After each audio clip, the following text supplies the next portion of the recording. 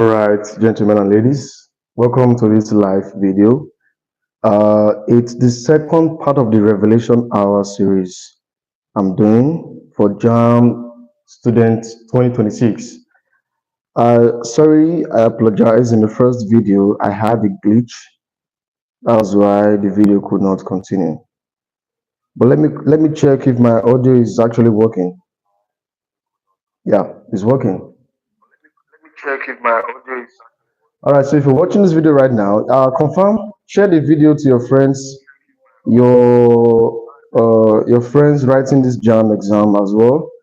Let me quickly share to as many persons as I can before I start the first question.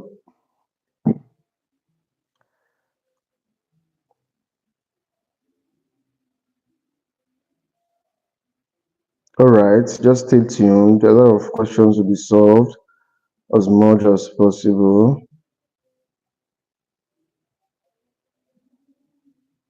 So let's just do it together. All right, so share the video to your friends. Let's get in the next 3 minutes. We'll begin 2 3 minutes, and we are there. Let me just shoot to as many students as possible so that we can start in earnest.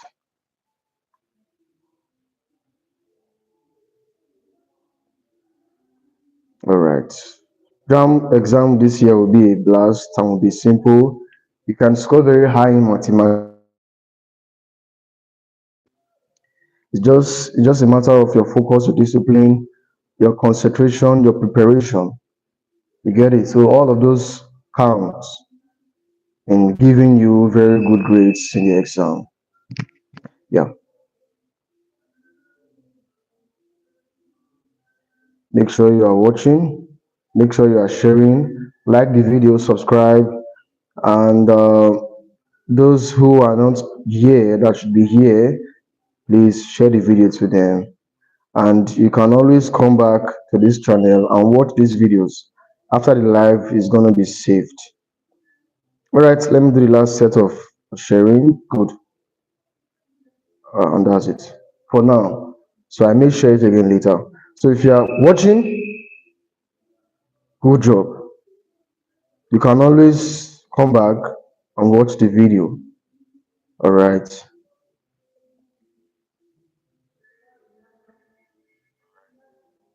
Good. Now, look at this jump question you can see on the board. The locus of a point which moves so that it is equidistant from two intersecting lines is the dash. This question is under locus of point. In the first video on this Revelation R series, I solved a question that has to do with equation of locus.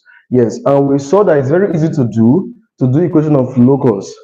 Now, it is not all questions in the JAM exam that actually comes in equation of locus form. Yes, you get it. So some of the questions will come like this, and they expect you to be able to answer the question and choose the correct option for that particular question.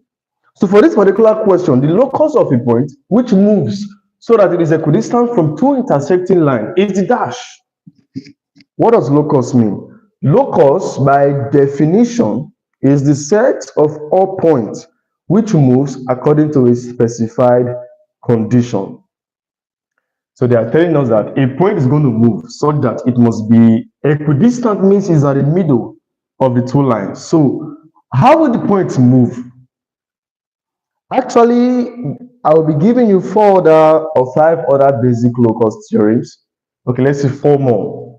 This is one of them. I'll add 4 to it so that you understand how questions are answered on that locus.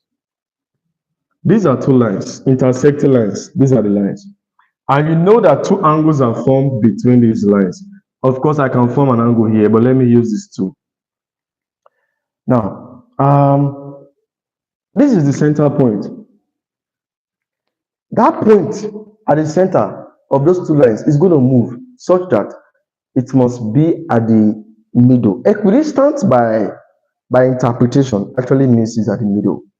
So how will this point move so that it must always be at the middle of these 2 lines? It's going to move like this. It's going to move like this. Yes. So locus means trace all these points together. What did we form?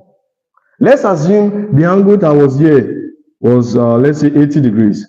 You know, in geometry, the principle of vertically opposite angles, it says that if this angle here is 80, of course, this one will also be 80. They are vertically opposite angles. Now, that's not even the focus. This particular line, now which is the locus, what has it done to this set of lines and angles? If you think carefully using your common sense, this line has actually cut the angle into two. This one is not 40, the other one is 40. Same here, 40, 40. So the locus is actually the bisector of the angle between the lines. For this particular question, one of the option reads, A, perpendicular bisector of the two lines. B, angle bisector of the two lines. C, bisector of the two lines. D, line parallel to the two lines. The correct option to that question is angle bisector of the two lines. So take note today, now and forever. The locus of a point which moves so that it is equidistant from two intersecting lines is the angle bisector of the lines, is the angle bisector of the two lines. Or we can say is the bisector of the angle between the two lines. And that's it. That's the locus theorem. Yeah, it's very easy to know. You get it. Yeah.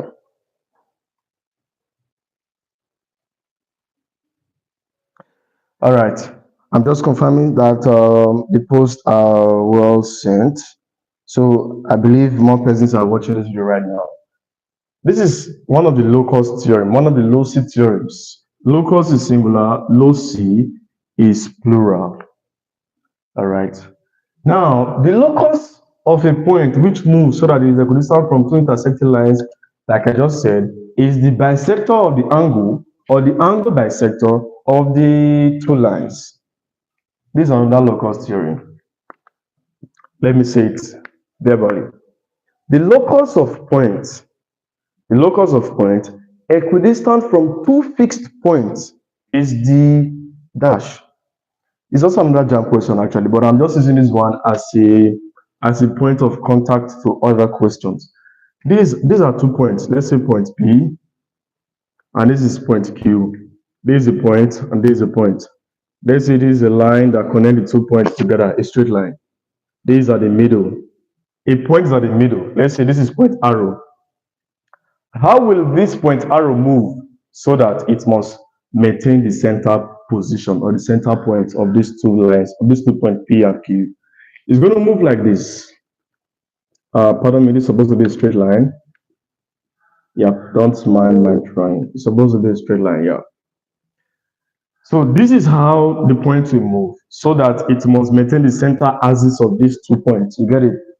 Now, if I trace all these points together to form a locus of line, what has this line done to this line PQ? That's the question. What this line has done, or what this line did, whatever, to these two lines, is that it bisected this line, if that's the correct word to use. That is, it cut these two lines into 2 equal parts, of course. And the angle between the line and the locus is 90 degrees. So in summary, the locus of point, okay, equidistant from 2 fixed points is the perpendicular bisector of the line joining the 2 points. That's the locus theorem. So this is one of them, and this one I just stated is another one of them. Let me show you the next one. This one, I'm going to start with the diagram before I will explain, or before I will say the rule. All right, get it now. Look at it. I have a line. This locus number 3. I have a line like this, and there is a point at a given distance from this line. Let's say the point is 5 centimeters from this line, 5 centimeters from the line. All right. Now, This point is going to move such that it must always maintain a 5 centimeter distance from the line. How will it move? Of course, if I move this point down from here to here, it's no longer 5 centimeters from the line. It's not beyond 5 centimeters. That's not the point. It must be 5 cm from the line. Of course, you know that this line has two sides. We have the one at the other side, we have the one here.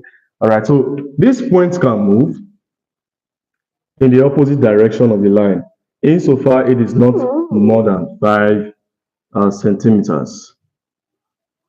So the point is going to move like this, or it's going to move like this. Anyhow it moves, it must be 5 centimeters from the lines on either side. So this is locus number 3. The locus of a point at a given distance from a fixed line. The locus of a point at a given distance from here, from a fixed line, is a pair.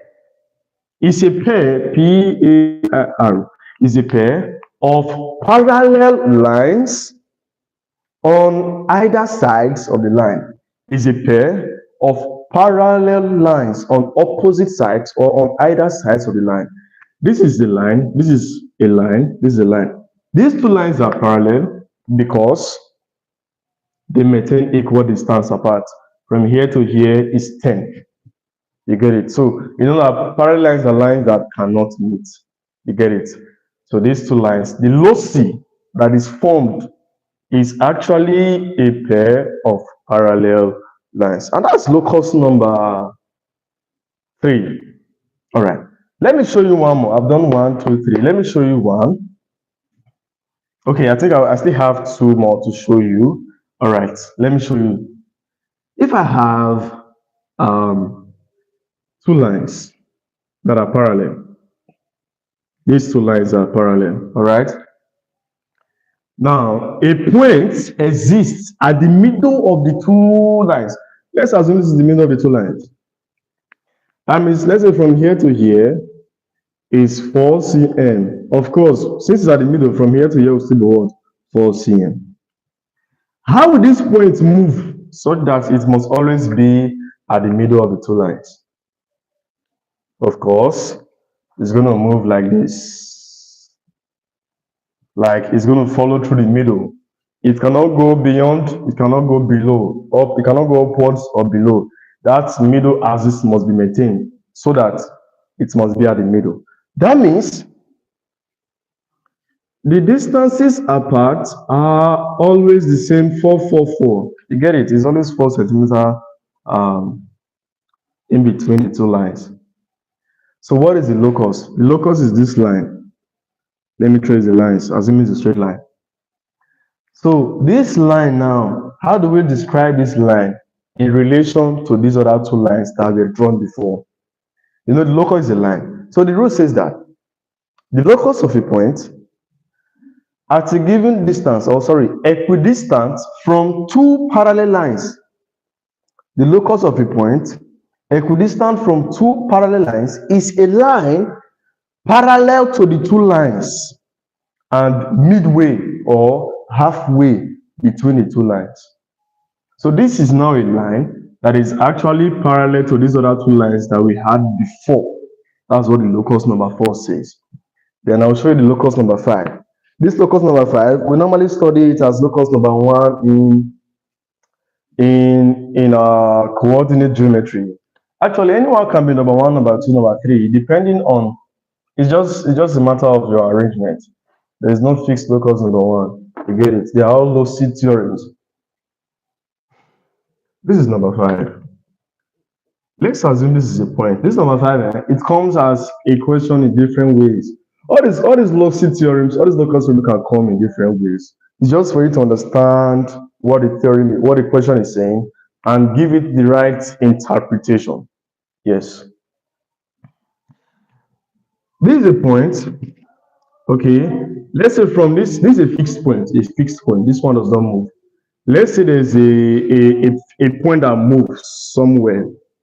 And the distance between this point and this point, for example, is, let's say it is 11, or let's say 21 centimeters.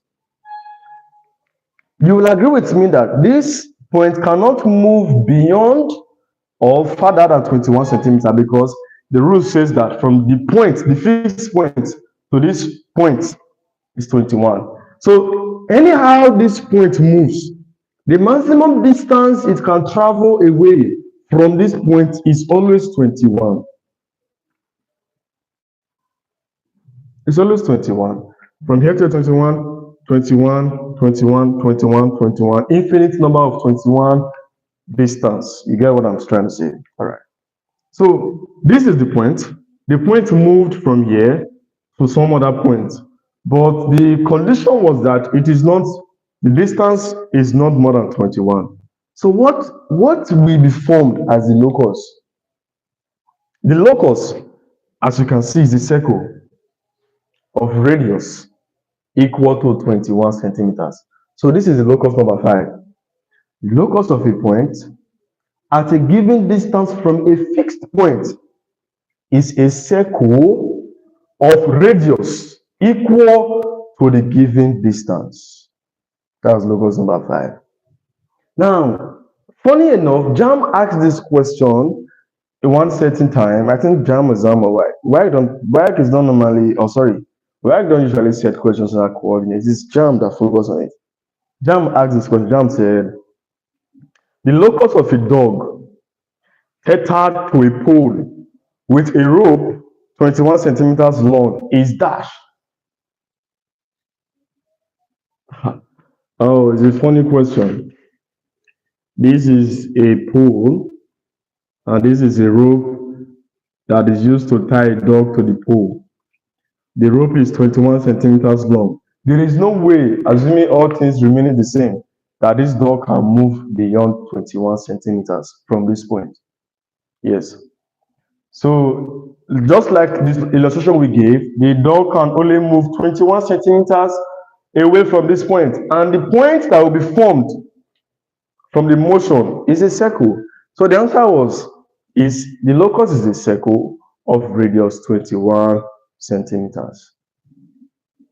So this is locus theorem. That's it for locus. We are still very much on in this live video. I hope this particular aspect of locus is very like you grasp everything I'm saying and is well understood by you. So make sure you share this video to your friends and your classmates that are writing Jamb this year, so that they can learn from what is going on right now. Yeah, the audio is still very much on. I just want to confirm so I don't miss it out. Now let's do some other questions. This one is under coordinates. I decided to start this video, even the first one with coordinates, because students find it problematic in the exam. You know, it's an uncommon topic in secondary school, yes. Yeah. So in tutorials, that's where we teach locus. It is not taught really in your SS1, SS2, SS3. This is focus of it in the Jamb exam. So it is very important to know it so that you can answer cheap questions in the exam. Let me raise the board and do some other questions. Just follow me. If you like the video watching, share the video to your friends, give it a like, and if you are joining us for the first time in this channel, subscribe and turn on notifications so you don't miss out on any video that will be dropped subsequently. All right, let me go to some other questions as I have arranged them.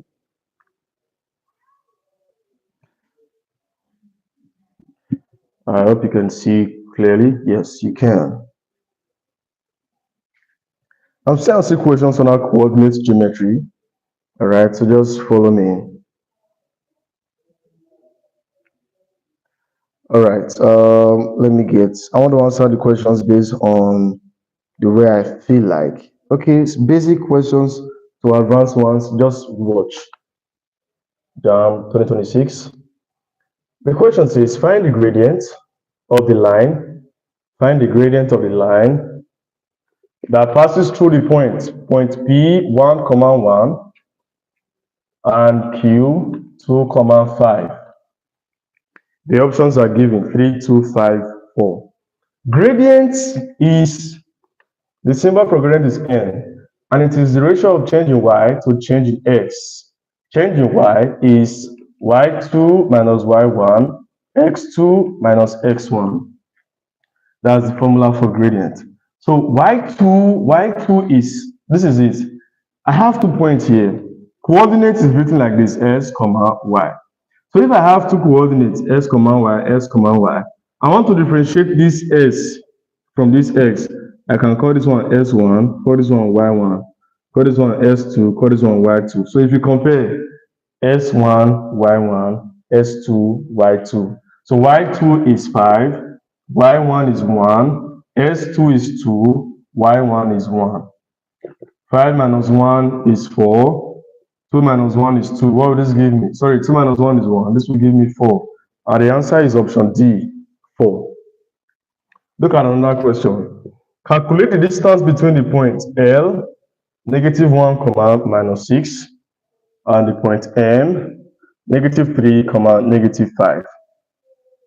Yeah, I want you to make sure you watch the first video on this revelation series for Jamb 2026. This is the second one I'm doing. The first one, I was supposed to do this as well, but I had a glitch, like I said earlier, and so the video could not continue after some minutes. But I succeeded in solving the first question entirely before the glitch occurred. So you can watch that video on equation of locus, how to calculate the equation of locus of a point. So I'm asked to find the distance between these 2 points. In coordinate geometry, distance between 2 points is the positive square root of s2 minus x1 squared, then y2 minus y1 all squared. So like we said before, x1 is minus 1, this is y1, this is x2, and this is what? Y2. So let's plug in the values into the formula, and the answer will pop out like popcorn. We have the square root of x2 is minus 3, minus x1 is minus 1, then square it, plus y2 is minus 5, then minus y1, what's y1? Minus 6, so we have double minus 6, then square it. Are you getting me? So this is equal to the square root of x2 minus x1, y2 minus y1. Minus 3, this is plus, minus will give me a plus. So this is minus 3 plus 1, and minus 3 plus 1 is minus 2. So we have minus 2 all squared, minus is a plus. So minus 5 plus 6 is plus 1. So we have plus 1 all squared. Minus 2 squared is 4. So this is 4 plus 1. And what's 4 plus 1? 5. The answer is the square root of 5. And the answer here is option A, root 5, amongst other options, but this is the correct one. It's very easy to do, as you can see, very easy. All right, let me solve more questions. Just follow through. The way I like to do my video series, if I am doing a particular series, I want to focus on one topic. You get it? Solve as much questions possible in that particular topic, and then do another series with a set of other questions on that topic. So this particular series focus on coordinates. Yeah, all right, let's step progress. The next question, I think it should be question 1, 2, 3, 4 now. Yeah, find the equation of a straight line. Find the equation of a straight line that is parallel to the line. A straight line that is parallel to the line. The line is 2x minus y equals 5, and having intercept of 5. And having intercept of 5. All right, I want to find the equation of the line that is parallel to this line and having intercept of 5. I think we'll be using some concept here. Number one, the first concept I will play here is the concept of parallel lines. That's one. Then number 2 is the concept of equation of a straight line with gradient and y-intercept. Now, in coordinate geometry, two lines are parallel if they have equal gradients. If I have two lines with gradient m1, gradient m2, the second line, if the lines are parallel, then it means that m1 is equal to m2. That's the meaning. The question is, I don't know the equation of the first line, right? I don't know that. But they gave me the equation of the second line, which is this. So do I know the gradient of this line? Yes, I can get it. Let's call the gradient of this first line m1. m1, we don't know. This line has a gradient m2. But what is m2 from here? This is it. 2x minus y equals 5. What I will do, I will make y the subject of the formula. When we are solving or when we are trying to determine the gradient of a line from its equation, we normally simplify that equation of the line into the form y equals mx plus c. We call this gradient intercept form. Basically, we have three ways of writing the equation of a straight line. We have gradient and 1-point form, we have 2-point form, and we have gradient intercept form, number 3. So all equations of straight lines in the x and y Cartesian form can be simplified to this. Yes.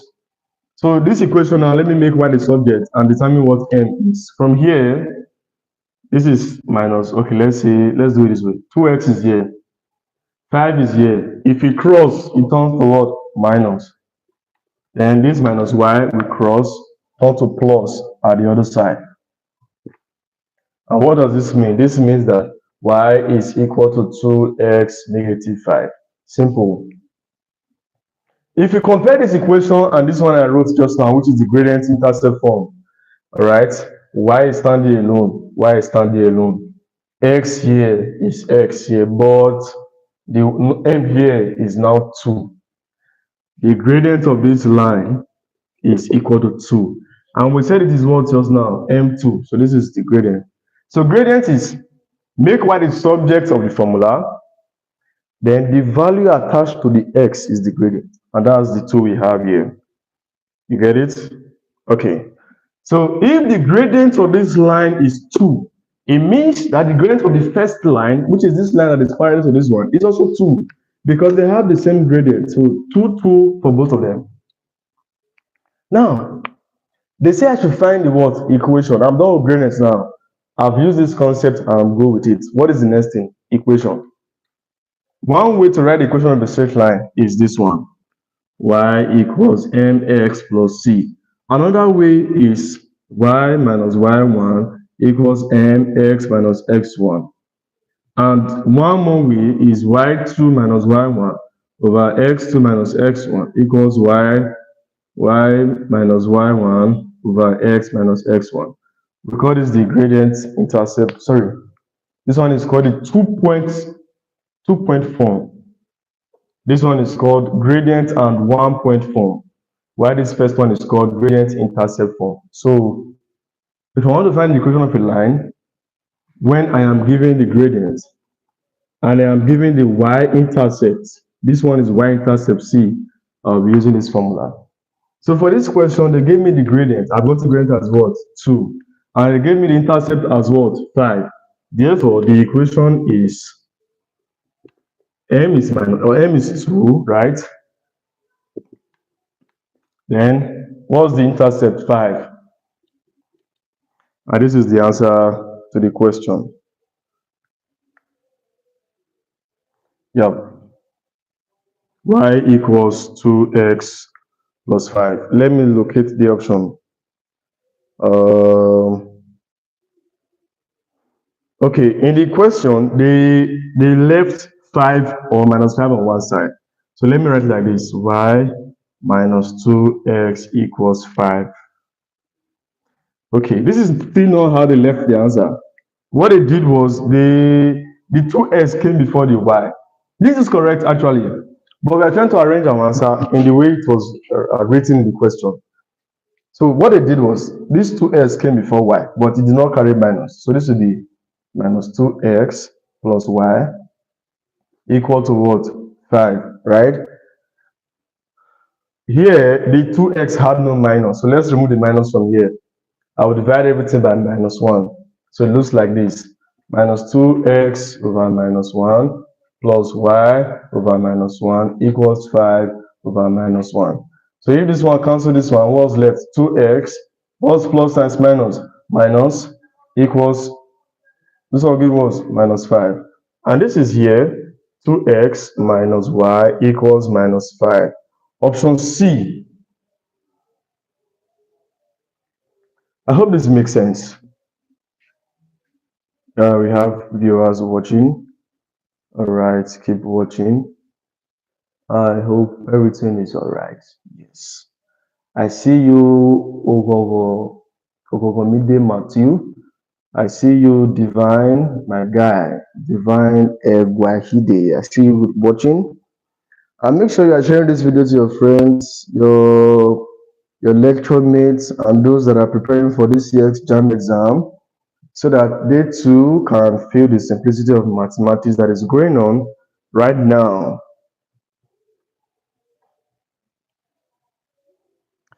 Yeah, just to confirm that the audio is 100% all right. You don't, we can be dealing with,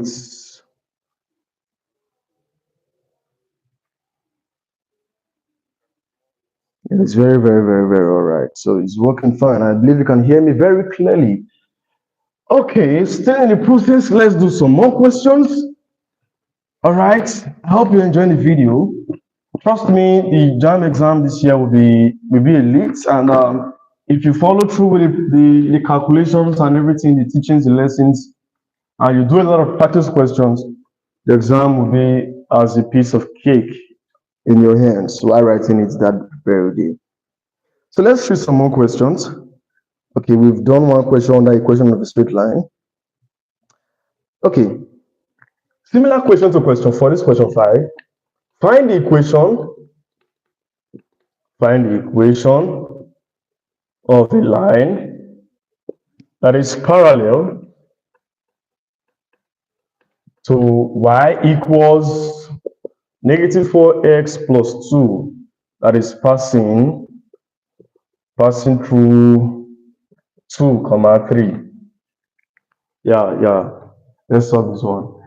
Similar to question 4, question 4 was talking about the equation of a straight line that is parallel to one line and having a y-intercept of 5. So here it is similar to it. I said that if two lines are parallel, it means that they have equal gradients, right? So what this means is that I need the gradient of this line first. Y equals negative 4x plus 2. If you compare this line with that one I gave to you when I said gradient intercept form, y is ms plus c. What's m here? If you compare, m is this one here, minus 4. So if the two lines are parallel, both of them, the line we are looking for and the line that we are given, they have the same gradient, which is what? Negative 4. Okay. So how do I find the equation of a line that has a gradient and has a point that it passes through? We use that equation of a line I gave for the second one that says y equals y minus y1 equals m x minus x1. This is what we're going to use. So we have y minus, what's y1? This is x1, this is y1. y1 is 3 equals m is minus 4. Minus 4. Then x minus, what's x1? x1 is 2. So we have y minus 3 equals, expand the brackets, you have minus 4x plus 8. So that y will be equal to minus 4x is here, then 8 is here. Minus 3 will cross and turn to a plus 3. So this is y equals minus 4x plus 11. But before I conclude, I want to verify if that is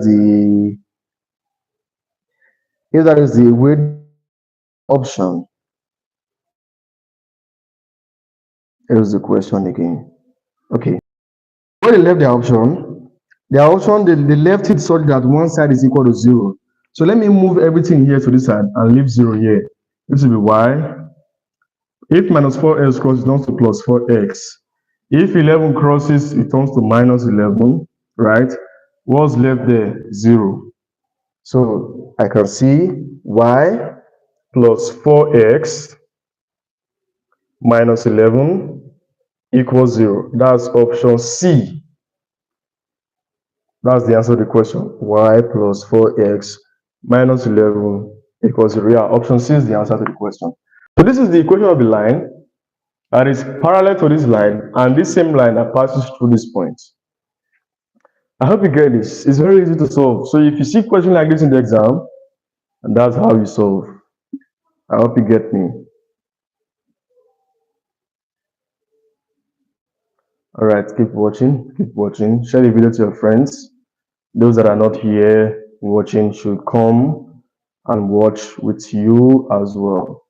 This year's Jamb is going to be easier than the previous years, if only you work for it.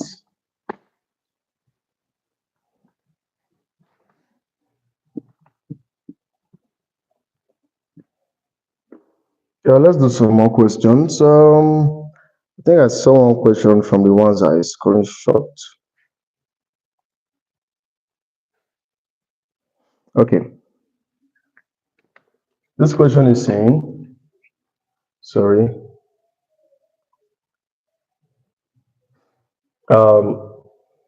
Here's the question again. Find the value of P. This is question 6 here. Find, in my question is 11. Let me just write it here so I don't forget the question. Find the value of P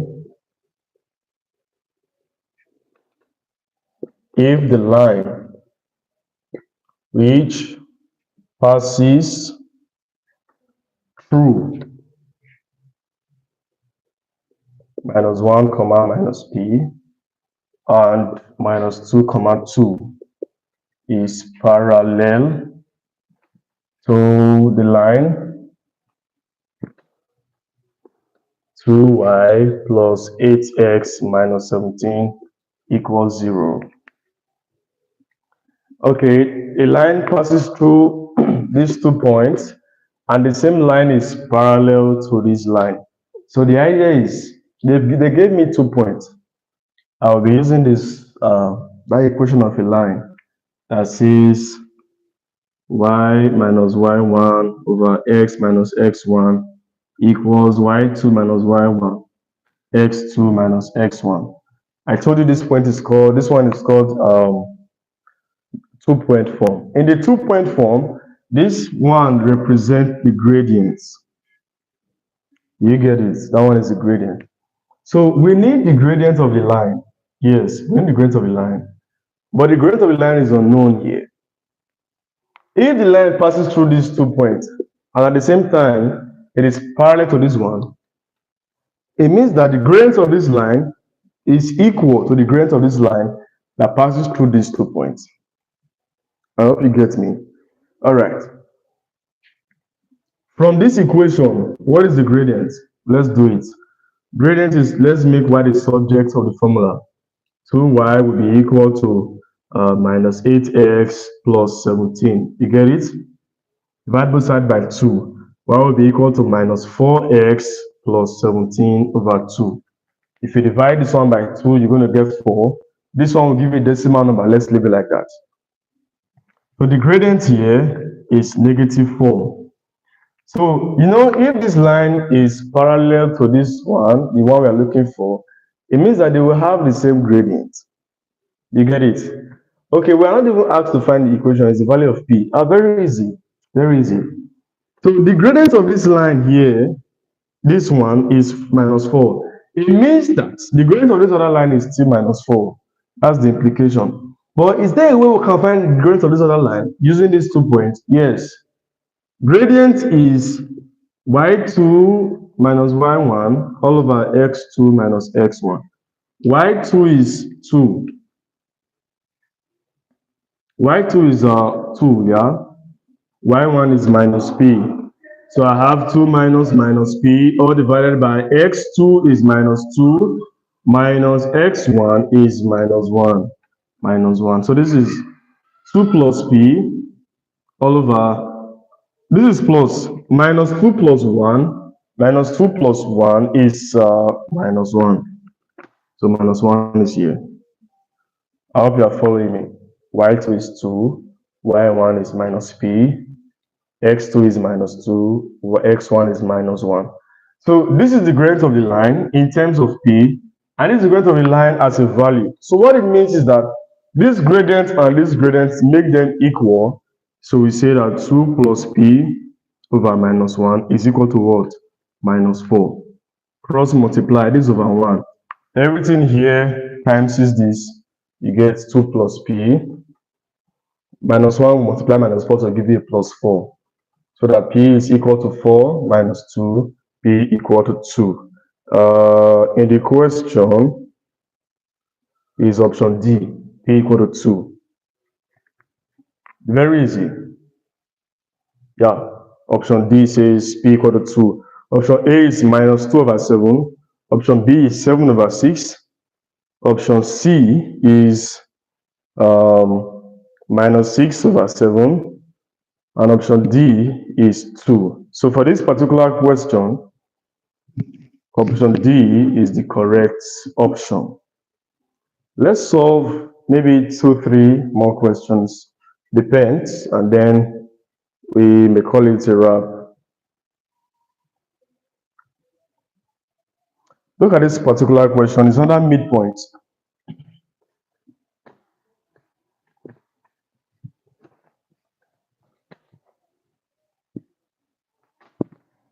Make sure this video is going far and wide as it should go.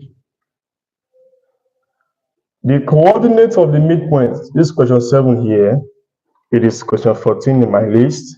The coordinates of the midpoint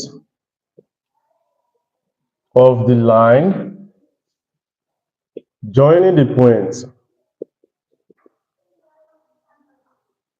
minus 3, 5 and 2, 10 is given by dash. The formula for midpoint in coordinates is this. Midpoint is x1 plus x2 over 2, y1 plus y2 all over 2.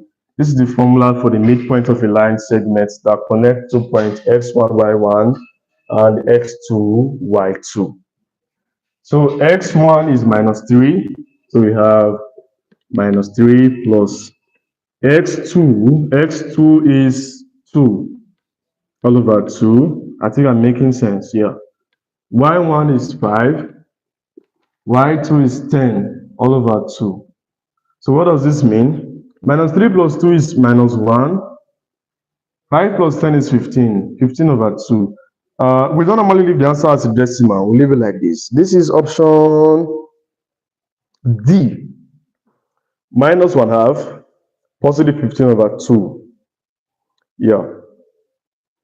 Option D is the answer to the question. It's a Jamb question by same is solving. This one is under midpoint of a line segment.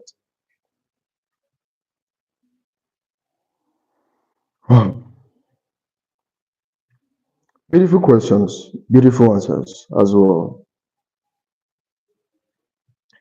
All right, let's solve this question. We've been solving questions on parallel lines. What about when two lines are perpendicular? What would be the equation of the line? Just keep watching. I have a